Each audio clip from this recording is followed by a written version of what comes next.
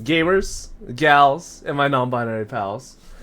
We just got off the heels of the Blunder Bash Genesys tournament special, where it was ceremoniously won by a Lunalite after like a brick fest. And I'm very, very tired. But I do want to get this video out for you guys. And it is basically what I think is going to happen on the points prediction list. We know it's coming out Monday, but for the most part, here is every single card that I think may or may not have any points adjusted. So let's take a quick look at the categories. We have cards that I think are going to 100, cards that I think that are going to get their points upward, no change, points down, and 0 points. So first up, we've got burn FTKs. Stuff like Amazoness, Archers, stuff like Cannon Soldier. I think there's going to be no change. If you guys remember the Genesys article, they mentioned that a lot of people are going to be trying out this sort of strat. For the most part, I don't think it's going to happen. FTK decks in Genesys, for the most part, are pretty inconsistent, especially when they're like this. And even with stuff like the Black Rose FTK or whatever, it's just not amazing. So I think for the most part, these are fine to stay where they are until they do get discovered. And then once they actually do get discovered, it's perfectly fine to nuke them.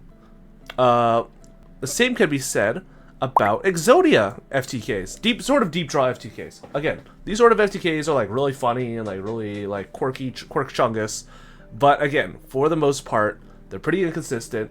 And we have enough data from enough events. I think Konami ran about like 100-ish total events, and I think exactly 1 or 2 Exodia players like cleared and 0 burn players in. So this is in a perfectly fine spot as it is right now. These sort of things shouldn't ever really be relevant in my opinion. So I'm fine with just letting them be an extremely hyper niche rogue deck. Next up, we've got Raigeki. I think that all the power spells are going to have points lowered. I think Raigeki is going to have its points lowered. I think Dark Hole is going to go from 3 points to 0 points. I think Book of Moon is going to go to 0 points. I think Forbidden Chalice is going to go to 0 points. I think Forbidden Lance is going to go to 0 points. I think Book of Eclipse is going to go to 0 points. And I think Interrupted Kaiju Slumber is going to go lower in points. Konami mentioned specifically that a bunch of cards that they wanted people to play with, or a lot of just like general staples, just because they have some amount of points, they aren't very explored upon, or people just aren't very interested in playing with them. So I think that these are like the most non-offender cards that very much can be just put to 0. Like Book of Moon, Book of Eclipse, and Forbidden Chalice are like probably the most splashable outside of like, you know, fucking Raigeki and Dark Hole. But I do think that Forbidden Chalice is a very important going second tool to exist, just because nothing really does what it does.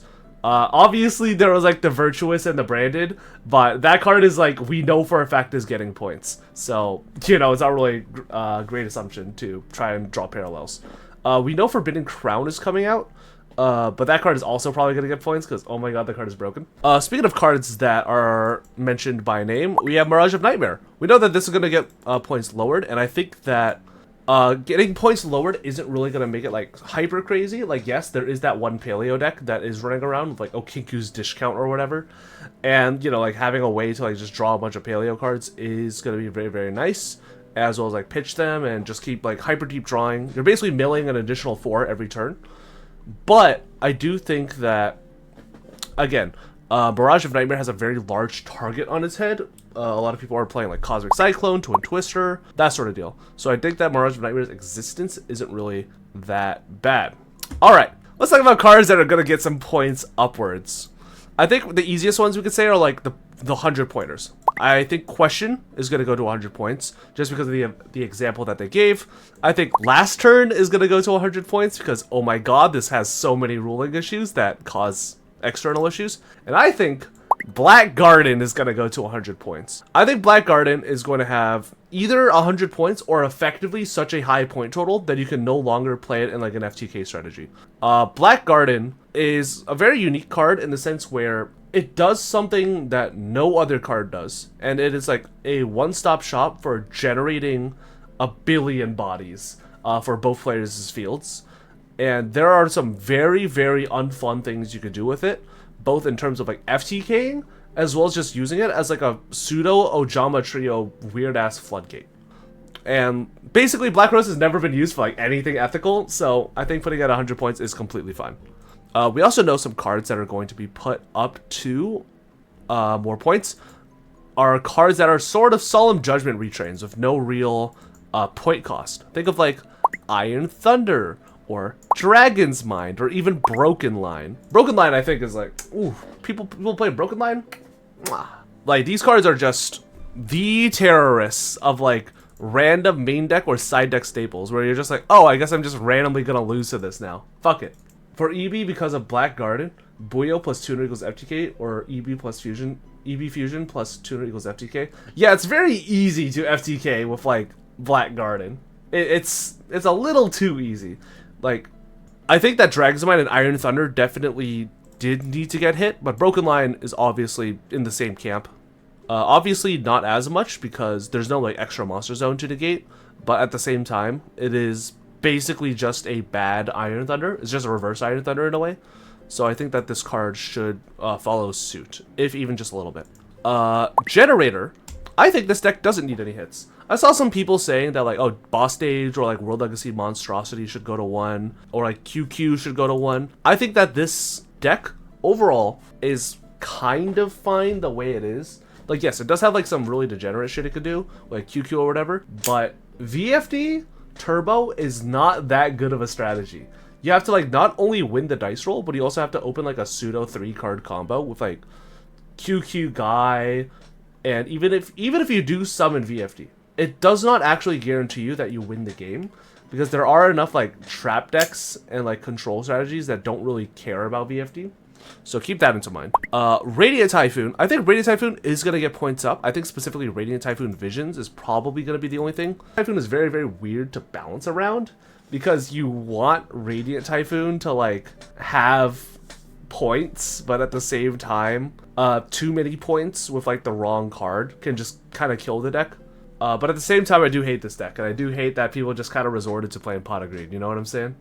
Speaking of cards that are going to go up, I think that the 3 Vanquish Soul hits are going to be Vanquish Soul Raisin, Vanquish Soul Holisu, and Staker Soul. Staker Soul, Holisu, Raisin, they're all just copies of the same card because they all like flow into each other.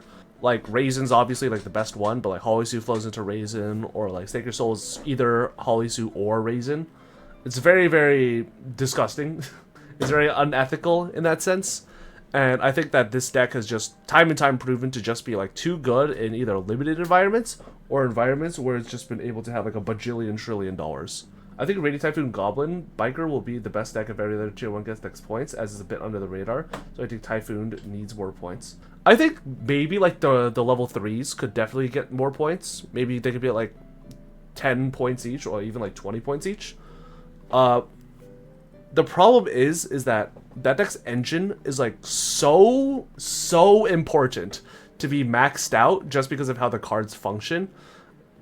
At least like for the good names, that it feels very frustrating at times to try and deck build that with like that in mind. Like there's a reason they're playing Triple Pot of Greed. It's because like, oh my god, you need to find your engine, otherwise you're cooked. But I do agree that the main deck engine probably does need more points, outside of just like Radiant Typhoon Visions going to like 5 or 7 points or whatever. Pot of Extrav, points going up. They mentioned it by name, and also, oh my god, the fact that like half the decks in this format could just play Extrav for free, disgusting. Additionally, I think that Odeon and Apophis are probably gonna get points up. Why Apophis statue instead of why Apophis deity instead of Apophis statue? Apophis deity is like a little bit more, what's it called? It's a little more generic. You can kind of put Apophis deity into like anything, so decreasing the splashability of like a card like this is pretty important, especially for like future-proofing archetypes. Think of like True Draco, for example. And Man with the Mark is just, you know, fuck it. Fuck your starter. Go fuck yourself. You want to play this deck? Gotta give up points for the rest of us, bro. Okay, now we have Archmage, specifically Manus. I think that Archmage should receive very, very minor points. I think that Archmage is fine. I think that deck sucks, actually. Like, it's a funny deck, and it is like a deck that's basically a modern deck that's unhit. But it has very, very clearly defined weaknesses that I do not really mind it sticking around. However, I do think that Manus, as more time goes on, and people discover more and more developments about the format, Matus being basically just completely free in regards to it just existing within the format. I think that's sort of problematic, especially as more Matus archetypes do come out. So I do think Matus should be given some sort of point bump in regards to current and future formats. Like, decks should not be allowed to play like a billion non-engine for free unless your deck is like genuinely garbage. You know what I mean? Alright, Automat. I think that this deck doesn't actually need any change. This is a very, very interesting deck. Automat is very, very powerful. Like, it does make like basically a pseudo FTK board, but for the most part, most of like Automat's core engine, for the most part, is pretty like fair and has, again, an extremely defined weakness. And like, this loses to every hand trap ever made. You lose to Droll, you lose to Perulia, you lose to Ash and Onomatoperia, you lose to Fualos, you lose to like Valor on like Goblinberg. It's a very, very defined deck in what it does and what it beats and what it loses to, which is why I don't think, at least currently, based on the amount of representation it has, I think it just doesn't need any hits. Next up, we've got Droll and Lockbird. Do I think this card needs to get banned? Absolutely not. Honestly, this card could be 0 points, but that's just me. Droll and Lockbird is sort of a debate that I had like with a lot of people. A lot of shitty Twitter endies are like, oh my god, Droll and Lockbird needs to be alive. I love Droll and Lockbird, bad chest. Based on a lot of conversations that I've had with like R&D and Konami and whatever, my perspective on Droll has been shifted. I am very much pro Droll.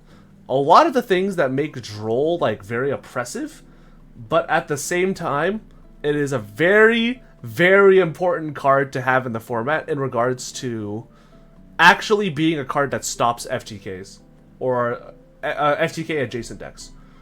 Droll is a very specific kind of negation / interruption that certain decks should have to consider their ability to play under or around or even be selected in the first place. Like, Droll is not a card that beats like every single deck in the same way like Max C does. But it's not so specific that it only beats one kind of deck. Think of like Flying C. Droll is a card that has a pretty good reach, but versus some decks, it's kind of useless. And versus some decks, it is actually just a turn stopper. And versus turn stopper decks, you kind of have to consider the fact that if your turn is stopped by your inability to search, either Droll is like really powerful, which is true, or additionally, your deck is doing something disgustingly unfair. Think of like Dark World. Dark World is like the very easy example. Do you want to live in a format where Dark World is a meta threat because you cannot Droll it?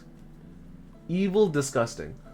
Droll genuinely saved the event we had from going from being FTK Go mirrors. That is true. Like, the amount of decks with Droll in this Genesys Bash was more than any other form of interruption combined.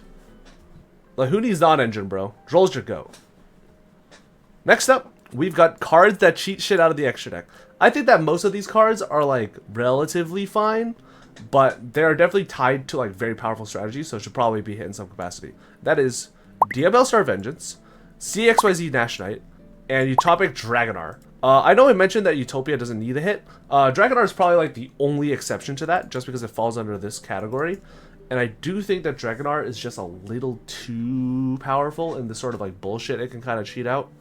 Nash Knight's just like Nash Knight. If anyone's played Advanced, you guys know exactly what this is going to happen. And Diabell Star Vengeance. Vengeance is like, it's so broken.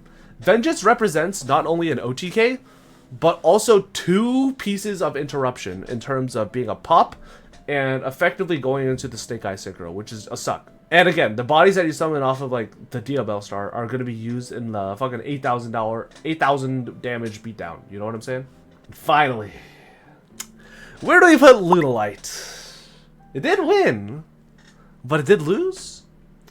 I think that personally, Lunalight does not need any changes.